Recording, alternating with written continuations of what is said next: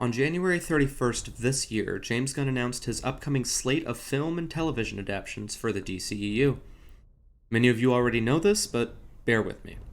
He stated that himself, along with Peter Safran and a team of writers, have began to map out an 8 to 10 year plan of what DC Studios will be. In less than 6 minutes, Gunn runs through what will be known as Chapter 1, which consists of 10 projects, and according to Gunn, this doesn't even comprise the entirety of Chapter 1. There are supposedly more that do not appear on his list, so why do we care?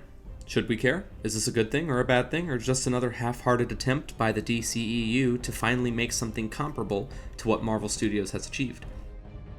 Luckily for Gunn and his team, Marvel has set the bar pretty low in the last couple of years, but I want to take a closer look at this slate and why I have hope for the DCEU and the new DC Studios. See, a lot of people on here aren't particularly confident in James Gunn's ability to head up this universe and have been pretty vocal about it. I myself had some pretty choice words about Gunn and his team in regards to his decision not to cast Henry Cavill as Superman. And with Cavill's recent rise in popularity, I stand by that. From a business perspective at least, but I am not part of the creative team behind Chapter 1 and I do not know what's to come. But unlike many, this slate announcement gives me some hope. So let's talk about it.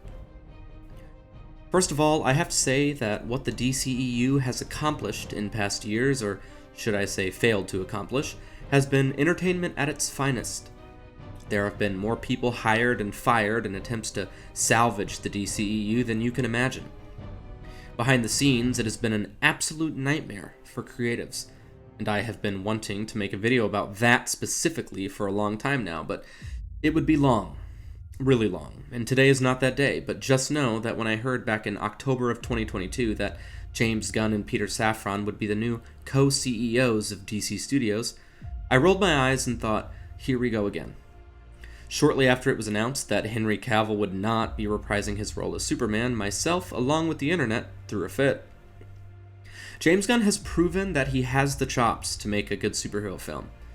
Or maybe I should say anti-hero film. Guardians of the Galaxy, the Suicide Squad, Peacemaker, all good stuff, but Peacemaker is just Peacemaker in name, so I think Gunn just kind of likes to do his own thing with characters as well. Ah! Seriously, stop! And that's okay. Sometimes. But not, in my opinion, when it comes to characters that have such a well-established legacy, such as Superman or Batman. And looking at some of the other superhero films Gunn has made, is he capable of creating a film worthy of characters such as Superman or Batman? A film that does take itself seriously and isn't just a funny, quick-witted reimagining. I guess we'll find out.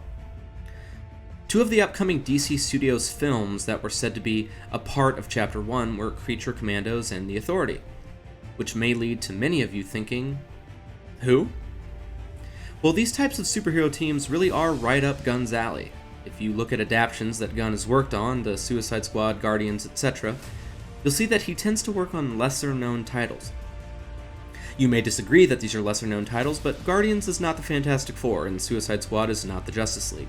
Gunn's ability to take lesser-known teams and turn them into billion-dollar franchises may have something to do with the creative freedom he is given on these projects. You see, if the first Captain America movie to come out had been an adaptation of Secret Empire, a story where Steve Rogers was indoctrinated into Hydra as a child and is, well, evil, there would have been a pretty strong reaction from fans. By working on lesser-known titles, it's almost like Gunn maintains the ability to sort of take it whatever direction he wants without a huge uproar from fans. I'm not saying this is necessarily a good thing, and I'm also not saying that he did wrong by the Guardians. He didn't. But I would be remiss if I didn't mention that I believe this plays a part in the titles that were chosen to adapt. Now, I don't believe James Gunn is directly working on every single one of these films. I believe the only announcement that he made which he claimed to be writing was the new upcoming Superman movie.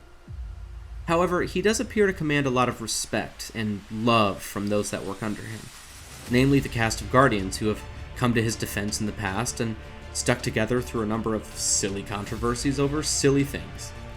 While claiming to be giving writers and directors and I complete creative freedom over these projects, I do believe that as the head creative behind DC Studios, Gunn will be able and attempting to push these films and television shows in the direction that he needs them to go. And with the reputation that he maintains and the respect that he commands, I don't see this as being an issue. On the Open Bar podcast with Critical Drinker, filmmaker and producer Robert Meyer Burnett spoke about his optimism toward the announcements that Gunn made. The idea that perhaps if Creature Commandos and the Authority existed in the world pre-Justice League, there is almost a pre-instilled call to action, or justice. Creature Commandos were a team of soldiers that were transformed into monsters during World War II and acted as a secret unit of the military. The Authority are a little more complicated. Before the Authority, there was a group called Stormwatch, which was a superhero group sanctioned by the UN. This was before DC was even involved in the title and was published under Wildstorm before being sold to DC in 1998. Basically, most of Stormwatch died, and team leader Jenny Sparks created the Authority with a few remaining members of Stormwatch and some new players. These were gritty stories and quite possibly gave rise to stories like The Boys. They had a lot of violence, gore, swearing, etc., and once again, seems like something right up James Gunn's alley. The Authority was a group that said forget the law and did whatever they had to do to get the job done. Anti-heroes, but also quite possibly villains when you look at the fact that at one point they actually took over the United States. The point being that these sorts of groups existing pre-Justice League could be a sort of call to action for more traditional heroes to enter the space. Burnett harkens to the rise of groups like the Authority, sort of representing the world descending into madness and pitting them against an early Justice League, given that the Authority is a kind of mirror image of that group. This is of course speculation, but with other announcements such as Superman, Batman, Lanterns, and Paradise Lost, Wonder Woman, we're introduced to our main big hitter characters, but they're all separate. And with groups like the Authority and Creature Commandos existing, you could be giving them a reason to come together. In short, universe building. On the topic of universe building, however, I want to talk about DC's ever-present failure to mimic Marvel. It's not really a hot take to say that DC's scramble to come out with a Justice League movie after Marvel's The Avengers was a bad idea. This is pretty well known. And putting all the behind-the-scenes nightmarish drama to the side, DC says, that made money, let's do the same thing, not taking the time to realize how much world building it took for Marvel to get there. Not taking into consideration the amount of time we had to spend with those characters to really come to care about them. It made Justice League just so anticlimactic. We didn't spend enough time with those characters to really grow attached to any of them. That film, along with Batman vs. Superman, came out with a whole litany of other problems, but we don't need to get into that here. In my opinion, DC's chief failure in mimicking Marvel was looking at the universe instead of the individual films. Looking ahead to the end goal instead of what it takes to get there. Say what you will about Marvel Phase 4. In the beginning, Marvel did a lot of things right.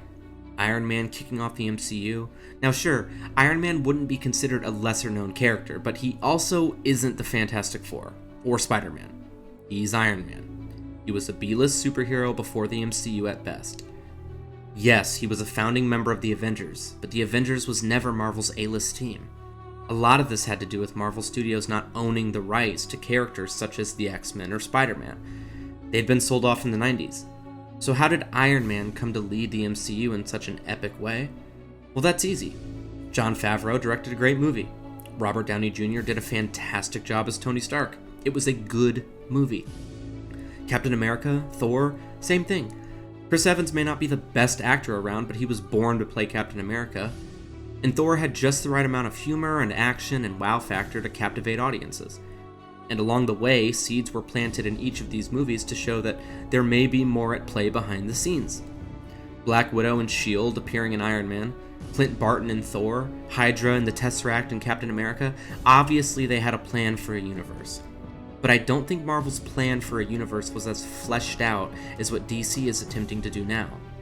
Or even what they were attempting to do before with Zack Snyder. They made a few really good movies that made a ton of money and probably realized, hey man, we can really do something with this. Thus the MCU was born. I have claimed and I will continue to claim that this is quite possibly DC's biggest mistake in terms of their universe. Copying Marvel's universe instead of making good movies. There is no universe if people don't like the films. What Marvel did had never really been done before at that scale. It was uncharted territory. And with almost every new film, they earned it. The interest of fans, the YouTube channels speculating on what would come next, fan theories, fake leaks, real leaks, all of the content that we gobbled up in anticipation for that next big crossover event. With the DCEU, we had no real time to speculate, or get to know the characters, or care what happened with them. Except maybe Henry Cavill's Superman? Wonder Woman came out just months before Justice League, and she was crammed into Batman vs. Superman. There was no real Ben Affleck Batman film. We'd never seen Flash or Cyborg, and then Justice League came out and we were expected to care. This concerns me with James Gunn's announcements for upcoming films. We're gonna do this, then this, then this. It's like Marvel didn't do that in the beginning. They just made good movies. There was a fairly big Phase 3 announcement, and that was pretty good, but everything after that kind of sucked. And with Marvel's deteriorating quality, I think DC Studios has a good opportunity to come in and possibly fill a void. I'm sure a lot of us are feeling superhero fatigue, but I also think a lot of it is just deteriorating quality of these sorts of films. I truly believe that if they make good movies, people will watch them and enjoy them, superhero fatigue aside. So this is the problem. You can't have this, and this, and this, if the first this isn't any good. Quality has to come first. DC can't catch Marvel. They're 15 years too late. So why rush all this content? Can't they just focus on a couple of films and do everything in their power to make them good films and go from there? Many fans think that Gunn's slate announcement was sort of lackluster, with a number of these projects being titles that many have never heard of. But I tend to believe that as long as quality is at the forefront, the titles themselves may not matter. I have faith in James Gunn, but I know that DC rushed Zack Snyder to finish Justice League, and he ended up practically being forced to make a movie that he didn't want to make, and that he thought should have been 2 parts. With James Gunn and Peter Safran being co-CEOs of the new DC Studios, perhaps this won't be an issue? I think creatives must be given the freedom needed to make something great without shareholders breathing down their necks to release next product. So while I do have faith in James Gunn, and I like to think I know where he's going with Chapter 1, it doesn't completely alleviate my concern. Maybe instead of planning 45 movies ahead, we just make one good film. Well, that's the video, everybody. Please subscribe. I really like making these, and I'd like to keep making them, so please subscribe and like the video. If you stuck around this long, thanks for watching. Have a great day.